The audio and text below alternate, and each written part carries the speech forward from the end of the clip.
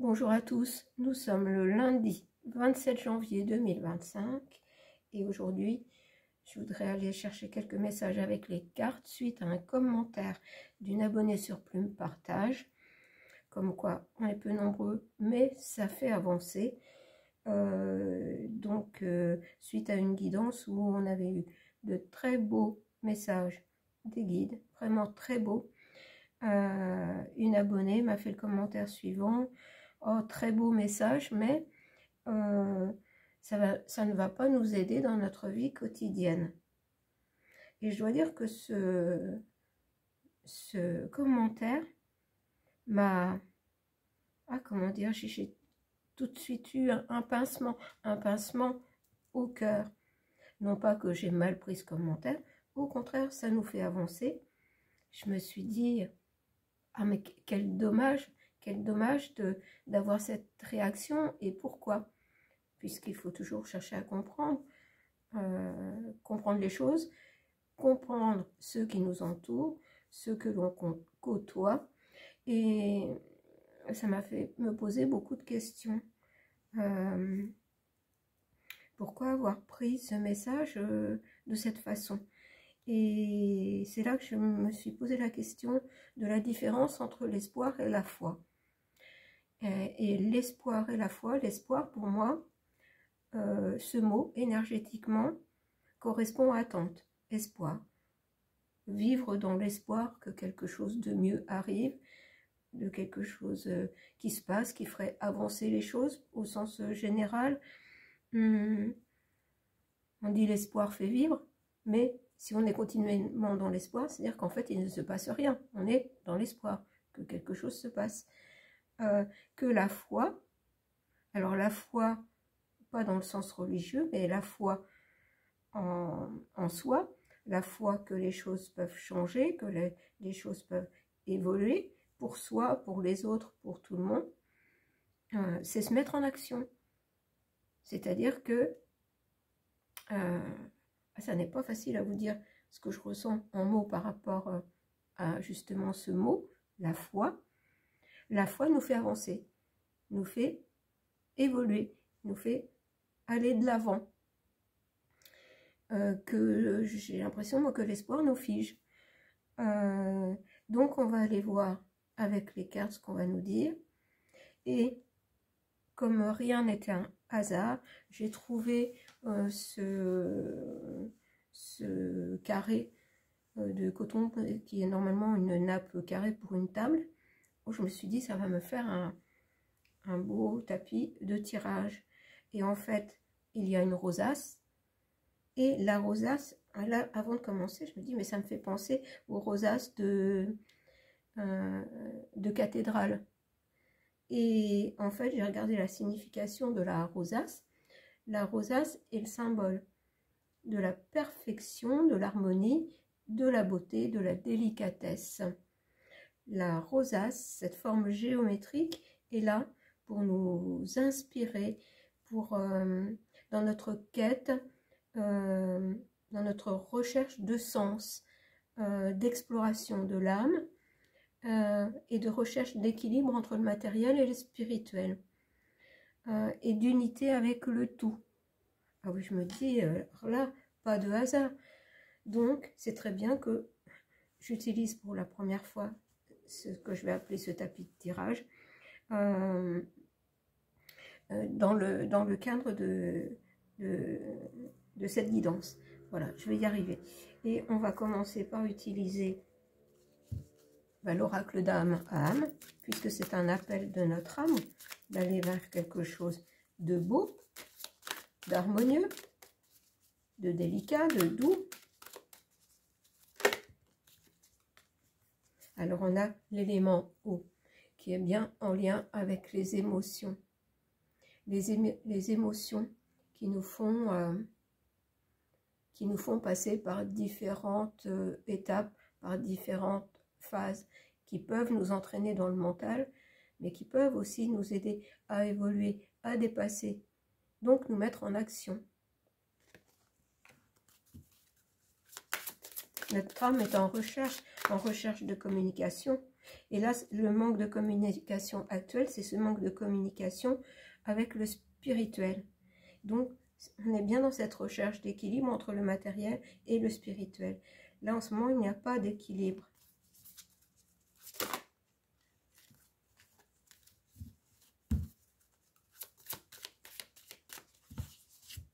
Je vais prendre 3 cartes. La justice qui correspond aussi à l'équilibre. Il n'y a pas de justice quand quelque chose est trop déséquilibré, trop dans le négatif, trop dans le positif. Et trouver, en fait, c'est ça la justice, là, ce qu'on vient de me dire, c'est trouver le juste milieu. Donc l'équilibre, l'alignement. L'alignement avec le tout. C'est exactement ça. Et ça passe par la maîtrise des émotions, la maîtrise du mental, la maîtrise de l'ego. Voilà. Nous devons rechercher nos ressources intérieures pour arriver à dépasser les émotions, à trouver l'équilibre, l'alignement entre notre vie terrestre, matérielle, et notre vie aussi spirituelle.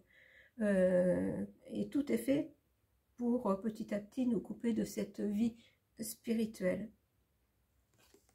C'est pour ça, quand cette personne me dit « mais ces messages sont très beaux », elle en convient, mais elle dit « ça ne va pas nous aider dans notre quotidien ». Mais au point où nous en sommes, nous savons bien qu'ils font tout pour nous détruire de toutes les façons, de par ce qu'on respire, de par ce qu'ils veulent mettre dans notre corps, de par la destruction des églises, la destruction de la beauté, la destruction de tout. Ça, on le sait. Alors, comment réagir face à ça? C'est-à-dire qu'il faut qu'on aille chercher nos ressources intérieures, parce qu'ils nous ont fait perdre l'équilibre, et qu'ils jouent avec nos émotions.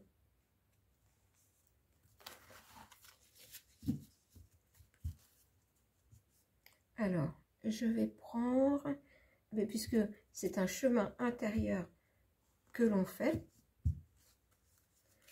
je vais prendre l'oracle du chemin intérieur.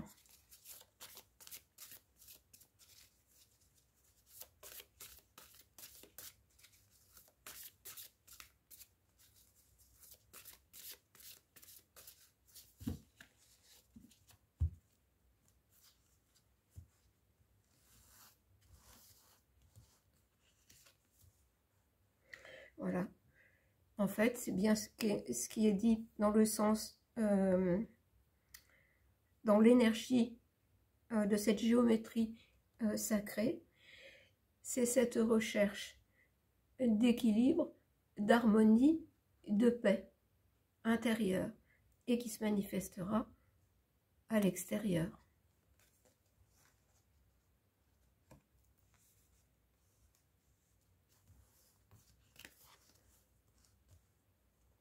Et voilà, nous sommes avec la justice, nous sommes face au sacrifice. Ça, c'est tout ce côté sombre qui veut nous faire perdre la raison, qui veut nous faire perdre cet équilibre, qui veut nous faire perdre cette connexion avec notre côté spirituel, notre connexion avec le divin.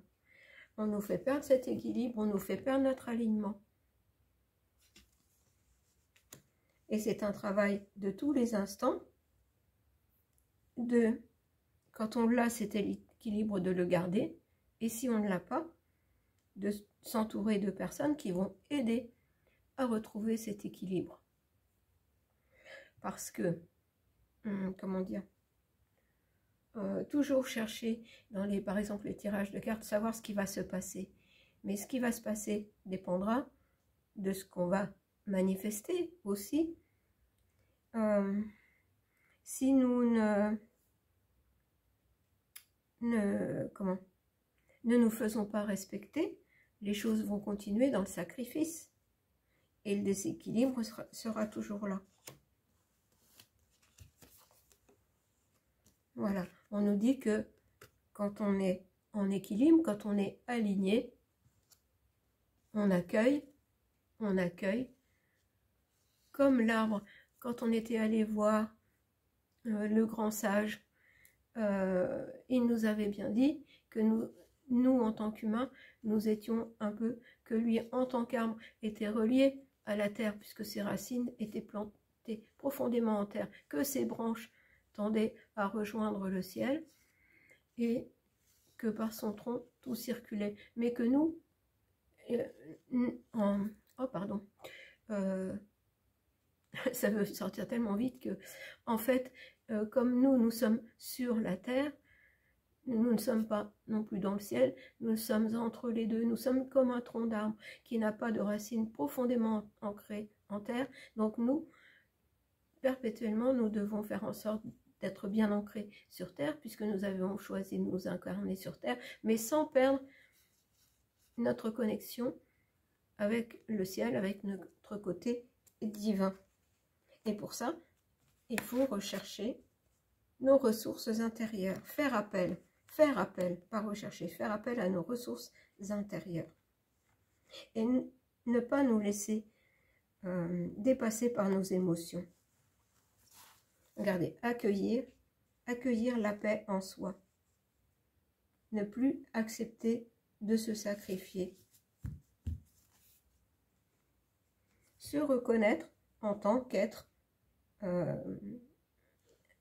divin. Alors, je vais prendre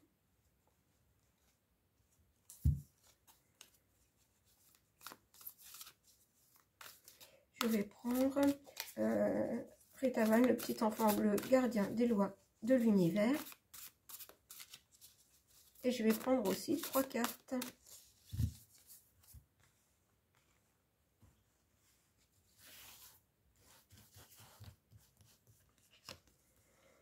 Le souffle des oiseaux, l'apprentissage, voilà.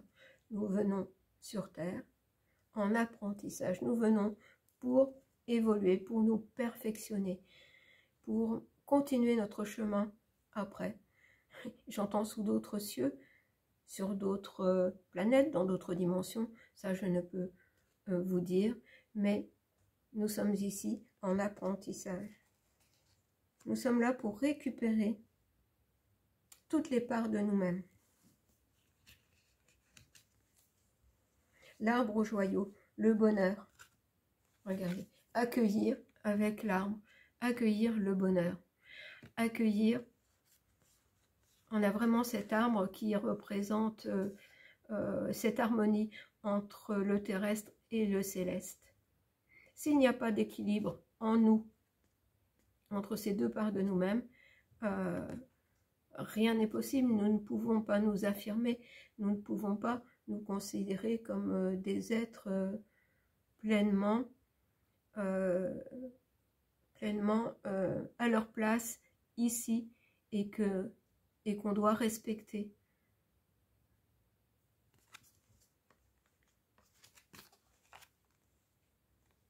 Alors, une 3e carte. Le bouquet du taureau, l'épanouissement. L'épanouissement, ce qui revient aussi à la paix. Accueillir la paix pour s'épanouir sur Terre. Et là, on fait tout pour, au contraire, nous rétrécir.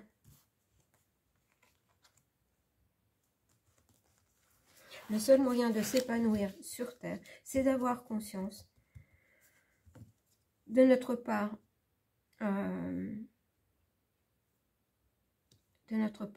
terrestre et de notre part céleste. Et petit à petit, au fur et à mesure des siècles, on nous a coupé de cette part céleste. Alors, et puis là, je pense que, alors là, ce qu'on me dit en ce moment, c'est le bouquet. C'est le bouquet pour empêcher notre épanouissement. Alors, je vais prendre message avec l'oracle vibratoire des anges.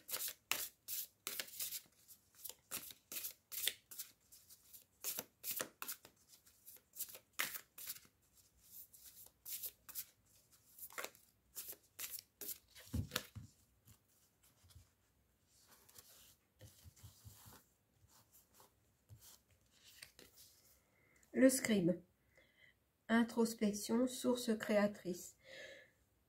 Aller chercher ses ressources intérieures pour créer, pour trouver la paix en soi et pour l'épanouissement personnel et par intermédiaire pour l'épanouissement de tous. C'est en allant chercher nos ressources intérieures qu'on est beaucoup plus créatif. L'ange du centre du cœur, reliance, rayonnement. Écoutez, allez chercher les ressources du cœur et non du mental. Voir avec les yeux du cœur. Et j'ai entendu il y a peu de temps des paroles du Christ, parce que je n'ai pas lu la Bible, hein, je vous dis, c'est la question de religion, je mets tout à fait à part le côté religion de chacun, c'est surtout l'énergie. Les paroles de Jésus disent que heureux sont, ça n'est pas tout à fait ça, hein, mais ce que j'ai entendu c'était ça à peu près, que heureux ceux qui ont vu, alors peut-être qui ont vu Jésus, qui ont vu Marie, mais encore plus heureux ceux qui y croient sans voir. Parce qu'ils voient, mais autrement, ils voient avec le cœur. Alors, ce ne sont pas exactement les paroles, mais c'est ce que j'en ai retenu. Et regardez, avec le centre-cœur, on voit bien que cette personne est en paix. Elle est en paix avec elle-même. L'ange du don, abondance et don. Et quand on est dans le centre-cœur, on rayonne et on est dans le don. On n'est pas dans les émotions, on n'est pas dans le sacrifice.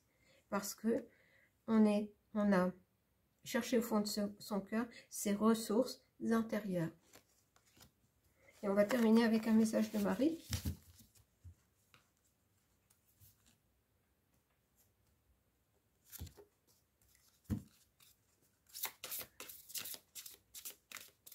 Alors, que va nous dire Marie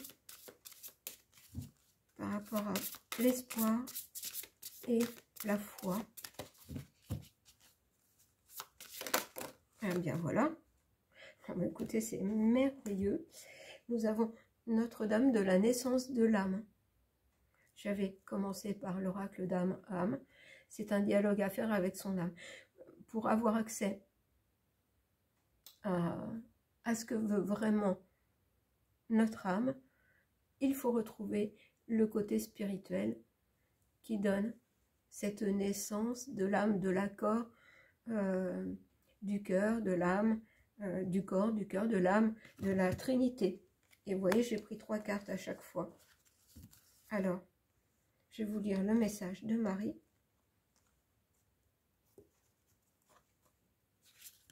Et nous avons eu quand même 2 fois un arbre, l'arbre de vie. Et nous avons Marie avec Jésus.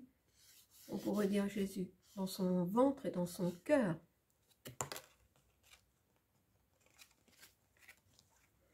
Alors,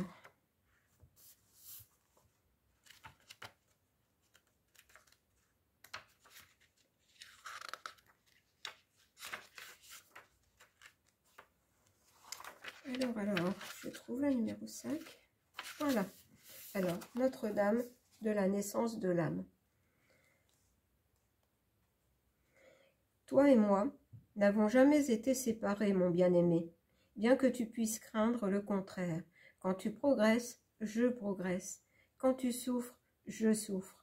Quand tu célèbres, je célèbre. Quand tu enrages et te lamentes, j'enrage et me lamente aussi.